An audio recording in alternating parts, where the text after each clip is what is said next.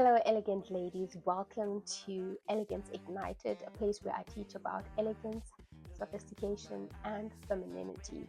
Today's episode, we are speaking about 6 characteristics of a sophisticated lady or woman. Number 1, having the art of communicating eloquently. It means that whatever message that you are sending across, the receiver is receiving it the way that you intended it. There's no miscommunication in between. You make your points across, you make sure that it lands across. I know that we speak in different languages, and I am currently using English, and it is not my mother tongue. So it's very easy to use words that you do not intend for that meaning. For instance, I would say to somebody, as a person that is not a native English speaker, I would say, shut up. And that is coming across rude when I say shut up. I do want you to keep quiet for just a second, but the way in which I'm saying that, it's offensive and it's rude because I'm not a native speaker. So in order for me to learn the small things around a language that I'm speaking, I need to listen to podcasts that are speaking that language. I need to surround myself with people that are speaking that language so that I can differentiate when they say this word. Yes, it might mean the same thing, but the context in which it is used may differ. So you could say to somebody that you want them to maybe keep quiet for a second, you could say, do you mind holding that thought for a second? I just want to do this, then I'll come back to you, without cutting them off like rudely by saying shut up. But we do make those kind of mistakes when a language that we are using is not ours, because we don't really know the difference between. We know that when we say shut up, it means that you are going to keep quiet, so being an eloquent lady, you take note of things like that. You learn, you try and see how to make your point across without being offensive. Reading helps a lot with the way words are used, because when a writer writes, they paint a more clearer picture, that even if you were not in that moment or in that scenario, you could see exactly what the type of scenario is. I'll give you an example. If the writer is telling you that it was a Tuesday when this happened, they would maybe start by saying it was a sunny day. It was a sunny day in the fields and grass was green. They would say the grass was green, the birds were humming. They would sort of give you that picture that, oh, okay, you have a picture of a day that is as bright as a beautiful day, bright sunny day. In the surroundings, there's grass and the surroundings. So the writer would always give you a clearer picture. So reading can help with speaking eloquently. Listening to podcasts, listening to people that speak the language that you want to be eloquent in. Because for me to be able to speak English, I went to schools in the rural areas. In the rural areas, everything was spoken in my native language, which is Xhosa. And so it was difficult for children like us to speak the language, other languages like Afrikaans and English. So for me, because I always wanted more, I always wanted to learn more. So I started watching TV, and I would watch the soaps, The Bold and Beautiful, and I would see the surroundings, the way people use their words when they said this, when they said, I used to use bombastic words, and I couldn't write them, but I knew how to like pronounce them, and I knew what they meant, because I would watch people that were using those bombastic words, using those big words. So that helped a lot for me to be able to be able to speak in English, to be able to communicate in English, to be able to put my point across in English. So that helped a lot. Being an organized girly, it means that you are sophisticated. For instance, I used to be bothered about my shoes. I have a lot of shoes, and I used to be bothered that I didn't have space for them. So, and my house is not big. So I was like walking around the mall, and I saw this tiny foldable shoe rack, and I thought this would sit very well in this tiny corner in my house. So I thought, let me just buy it and see how it's going to be. And it fit perfectly. And my shoes are now organized. When I look at them, I'm like smiling because they are the way they are structured in a way which I like. And I notice the small things where, as a sophisticated person, you notice the small things, like if things are not orderly in an office, you notice, because you notice the small things, and you try to organize everything in every aspect of your life. Like I'm a girly, and I know one thing about girlies: they don't like to go to the car wash, because one, the car wash, you would sit there for hours. That means when you are at the car wash, you're not doing anything but waiting for these people to be done with your car. So my car used to be so dirty, but that bothered me. It bothered me because when I park next to people, they see how dirty my car is. They see the dust.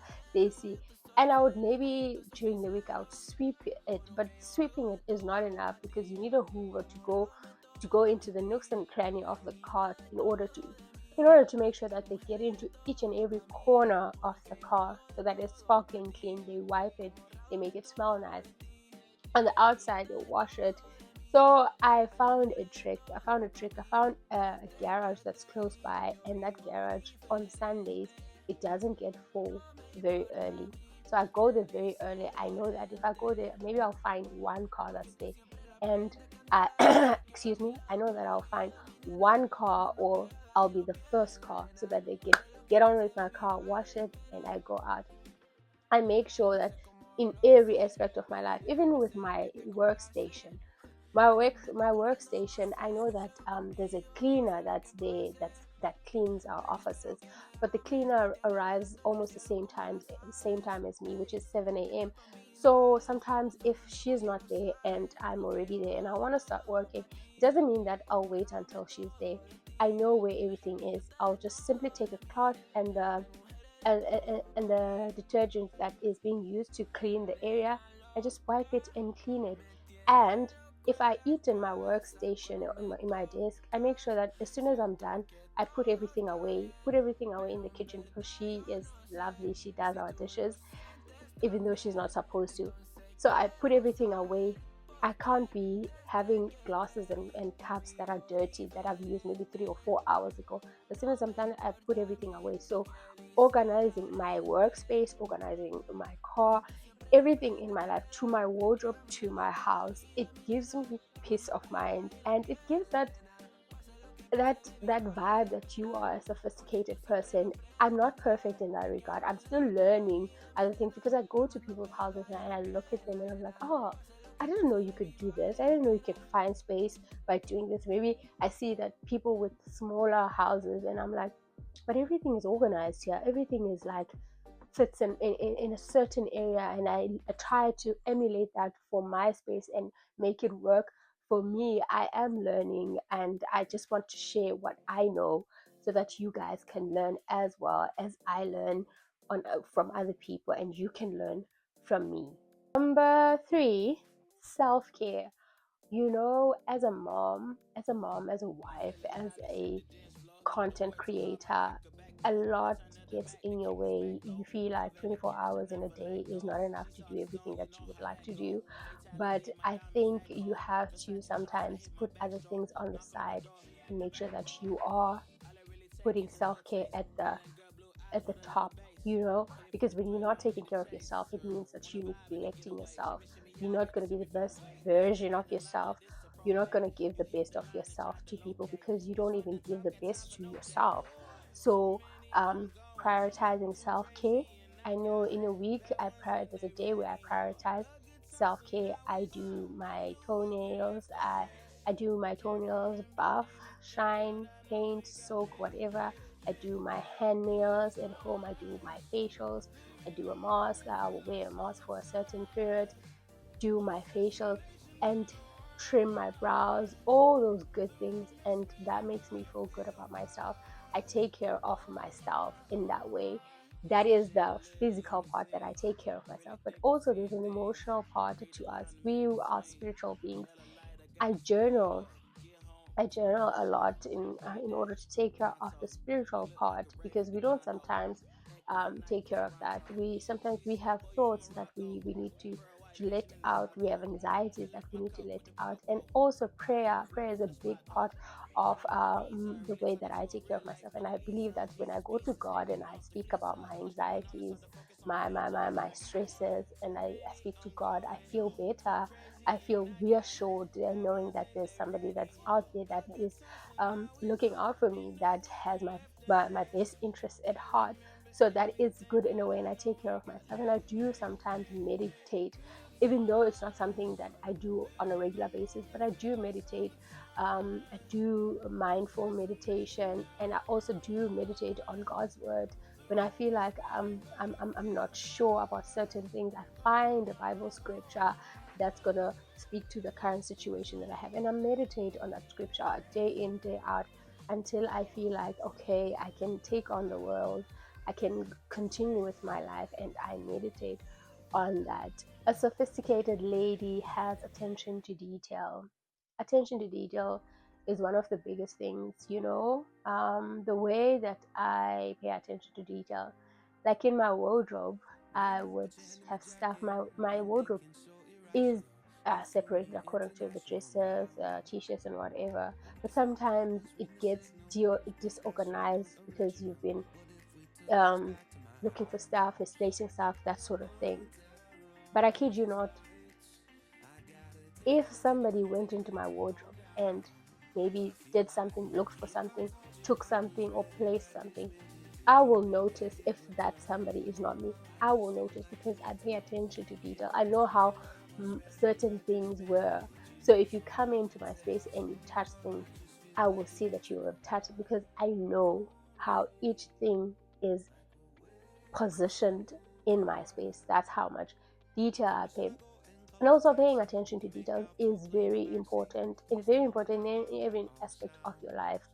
Because I would give an example. If you are driving and you see somebody that's driving, and then the way that they are driving, you can tell that this person, maybe they want to overtake you, or without them indicating and veering their car. But you can see, because normally when people want to overtake you, or they want to overtake, they'd be coming so close to you and so close to the other side that they want to overtake from, but they're not indicating to say that they're overtaking. So it's good to pay attention to detail because you can see the small things that people don't notice.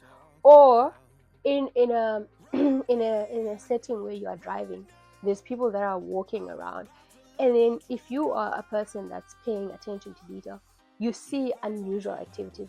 Like this other time I was driving and the robots were like closed for us drivers, but they were open for people to cross on the pedestrian crossing. And I see these people, they're crossing, but they're not crossing in the pedestrian crossing. My thing is, I questioned that why are they not crossing there? Why are they crossing in between cars? And when I looked, it was a smash and grab. They were crossing to get to a car to smash the window so that I can take something that is in the seat. So paying attention to detail is very helpful in a lot of things. You could see something from afar. Even in your life, say for instance, now you don't pay attention to detail. There could be a debit order, small amounts, maybe say 50 rand or maybe 100 rand every month, but you don't notice because it's a small amount, because you don't pay attention to detail. But if you save once a month, you pull up your bank statement, you don't have to print it out, you pull it up, blow it up on your laptop, you see, and you check each and every line item. What did I purchase there? What is it? And you would find that actually this is something that I don't know. I'm not familiar with this reference. And then you check how long has this reference been, and you check, this has been happening for maybe 3 months. How did I miss it? If you're paying attention to detail, you will see it maybe in the first or second month. You will see it because you will know that I haven't used any reference like this and I'm not familiar with this. What is it? You start to question things. Don't just be happy with things. But that is the art of paying attention to detail. 5, self-love. You need to love yourself. That is just something that is a non-negotiable. You need to love yourself. I know people will think that it is about being self-absorbed or self-centered. No. Loving yourself, giving yourself all the care that you want, loving yourself to a point that you don't need any external validation. If someone from outside loves you, it's all good and well, it's a bonus, but you don't need them in order for you to feel worthy. You know yourself, you love yourself, because if you start to see yourself the way that God sees you, you would be able to love yourself, and you would be able to know that even if everybody left me in this world, I will be okay because I have somebody, God. I have God, and He sees me as His royal priesthood. If you start to see yourself that way, I think you can conquer a lot of things. And I'm going to touch on a very sensitive topic, in a way that it's something that we as a society in South Africa are dealing with. There's a lot of domestic violence, and sometimes it happens in marriages. And for me, my opinion is it stems from self love. I feel like if you really, really loved yourself and you wanted the best for yourself, you wouldn't take anything less. You wouldn't take the abuse, you wouldn't take the mistreatment, you wouldn't take even the physical abuse. If you loved yourself, you would know, you would say, I would never do such a thing to myself. Why would I allow somebody to do such a thing? I think it starts from there. I could be wrong. I've never been in a situation where I was physically abused or mentally abused, or even um, even emotionally abused. I've never been in that position, but looking on the outside, that's how I feel. And I know for myself, the minute I smell something that doesn't sit well with I ask myself and I tell myself, this is not what I want in a certain relationship, and it's unacceptable to me, and I walk away from that situation. So I feel like that's what's creating the imbalance there. It could be a lot of things. So I would encourage everyone to love themselves, love yourself like Christ loved the church. In order for you to be able to love others, you need to start with yourself. Charity begins at home. You can't love other people if you can't even love yourself. Intentional gestures, I never used to believe in non-verbal communication, but I think it's important. I remember there was this instance at work, and my boss kept asking me if I was okay, and I said, yeah, I'm okay, but my non-verbals were communicating something totally different, communicating that I wasn't okay, that I was unhappy. And when I thought about what he asked me, and I asked myself, why did he ask me that question? And I asked him, why did you ask me that question? And he said he saw in my demeanor, in my countenance, that he felt like I wasn't the same, that I wasn't happy. So I spoke to him, and told him, yeah, I wasn't happy about certain issues, and I voiced the certain issues. And I was blown away how my non-verbals were like speaking in volume, they were speaking loudly.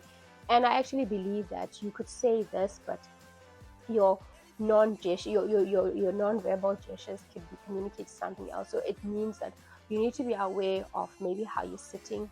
Slouching, you could be like slouching at work, it's like you're bored, you wish you could be doing something better. And also posture is very important for your health, because my husband the other day was complaining that he had this thing on his neck that it's swollen. It turns out it's because of the way he sits at work. He didn't use a screen, he was using only a laptop, but now he has a screen. So he says that's better, and the way he watches, the way he sits at work. So intentional gestures, you must be intentional with your gestures. Sometimes some people may say certain things and maybe use gestures like this. That gesture is very rude, so you must be intentional when you're using it. But you would think maybe you weren't like intentionally being rude when you do this, but it is rude. It's like you say get lost, you're saying get lost. So you need to be mindful of your gesture in order to appear sophisticated. You need to be intentional in your speech. You need to be intentional. Like when you speak to a person, I know as a black person, we were told don't look at an elder directly in the eye, don't look at superiors in the eye. But we in business, in order for you to effectively communicate with the person, you need to look at them. When you're giving them a handshake, you need to handshake them and make eye contact. And that is something that was very difficult for me. But I'm learning because I am here. I am here and I have to swim with the dolphins or swim with the fishes, I have to learn because I'm in the setting. I hope you have learned something in this video. If you have any pointers to share with me, because as I said, I am still learning. Thank you so much for tuning in. As always, stay elegant, stay sophisticated, and stay feminine. I can't leave you without giving you an outfit of the day, and this is the outfit of the day. And let me know what you think about this outfit of the day, and I'll give you 2 looks. Let me know what you think in the comment sections down below. Don't forget to subscribe to my channel,